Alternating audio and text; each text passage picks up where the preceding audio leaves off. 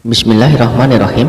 Assalamualaikum warahmatullahi wabarakatuh. Sahabat aki-aki Danten yang dimuliakan Allah, berikut ini adalah kisah tentang salah satu sahabat Nabi Muhammad SAW, yaitu Umar bin Khattab, yang juga menjadi seorang khalifah. Ada banyak teladan dan hikmah yang bisa kita ambil dari sosok Umar bin Khattab, dimulai dari perjalanannya dalam memeluk agama Islam yang pernah menentang Nabi Muhammad SAW hingga akhirnya menjadi khalifah untuk menggantikan Abu Bakar As-Siddiq radhiyallahu anhu. Untuk lebih jelasnya, mari kita simak kisahnya berikut ini. Umar bin Khattab memiliki nama lengkap Umar bin Khattab bin Naufal bin Abdi Uja bin Rabi'ah bin Abdullah bin Kah bin Raja'ah bin Aldi bin Ka'ab. Ayahnya bernama Khattab bin Naufal al-Asmi al-Quraisy dan ibunya bernama Hantamah binti Hashim. Umar bin Khattab lahir pada tahun 581 Masehi di kota Mekah dari suku Bani Adi, salah satu rumpun suku di Quraisy, sebuah suku yang terbesar di kota Mekah pada saat itu. Umar bin Khattab lahir dari keluarga bangsawan.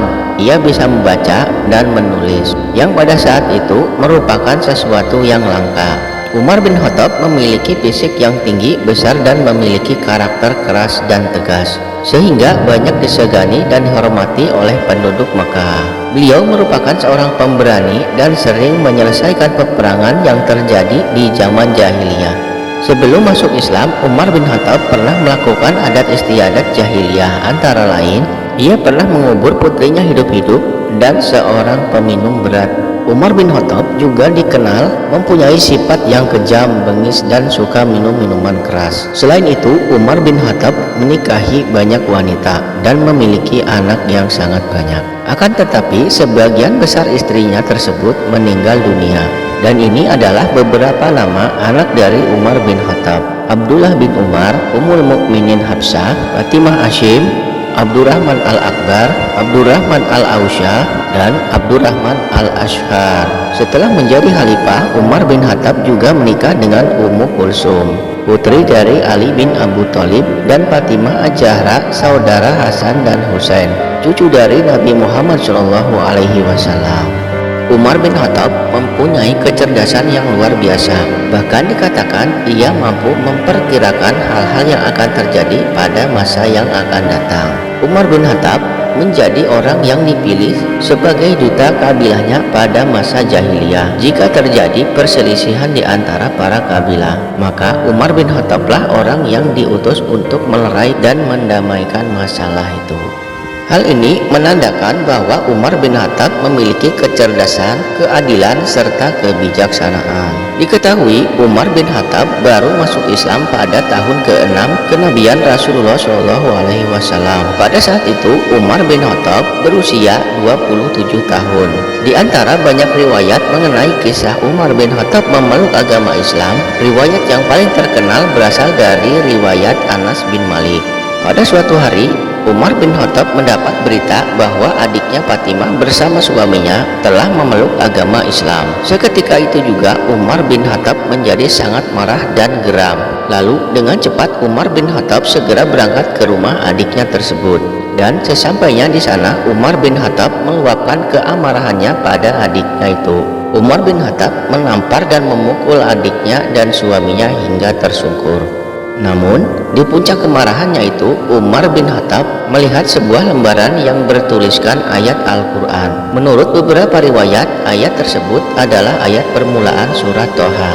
Lalu, Umar bin Khattab mengambil dan membaca ayat yang ada di lembaran tersebut. Setelah membacanya, Umar bin Khattab merasakan kedamaian dan tenang di hatinya. Kemudian, Umar bin Khattab ingin menemui Nabi Muhammad SAW di rumah Arkam. Ketika itu, Nabi Muhammad SAW sedang melaksanakan dakwah secara sembunyi-sembunyi di rumah Arkam, salah satu sahabat Nabi yang telah memeluk agama Islam. Setelah Umar bin Khattab sampai di sana, para sahabat yang berada di dalam rumah itu menjadi ketakutan, kecuali Hamzah bin Abdul Muthalib, paman dari Nabi Muhammad SAW. Dengan sikap tenang dan berwibawa, Nabi Muhammad SAW menerima kedatangan Umar bin Khattab. Sikap yang ditunjukkan oleh Rasulullah SAW tersebut membuat Umar bin Khattab menjadi lemah dan ramah. Kemudian Umar bin Khattab mengatakan maksud dan kedatangannya tersebut untuk memeluk agama Islam. Seketika itu juga Rasulullah Shallallahu Alaihi Wasallam membimbing Umar bin Khattab untuk mengucapkan 2 kalimat syahadat. Maka resmilah Umar bin Khattab menjadi seorang Muslim. Umar bin Khattab yang telah memeluk agama Islam membawa kekuatan yang cukup besar bagi perjalanan dakwah Rasulullah Shallallahu Alaihi Wasallam.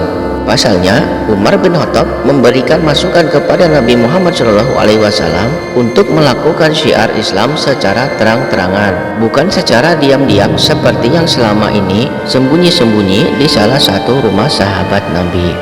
Sejak saat itulah agama Islam disebarkan secara terang-terangan. Sejak Umar bin Khattab masuk Islam, Nabi Muhammad Shallallahu Alaihi Wasallam memberikan sebutan kepada Umar bin Khattab dengan julukan Al-Faruq, yang artinya pembeda, karena dengan Umarlah Allah Subhanahu wa Ta'ala membedakan antara yang hak dan yang batil. Umar bin Khattab juga menjadi penasehat terdekat Nabi Muhammad Shallallahu Alaihi Wasallam hingga sepanjang umur Rasulullah Shallallahu Alaihi Wasallam.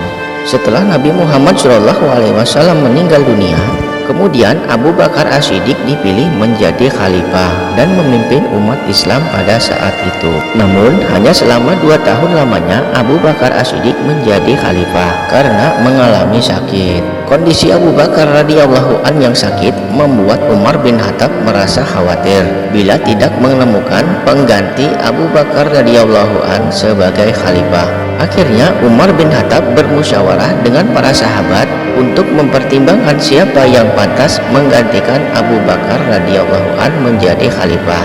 Abu Bakar As-Siddiq radhiyallahu an mengungkapkan beberapa kriteria yang harus dimiliki oleh seorang khalifah.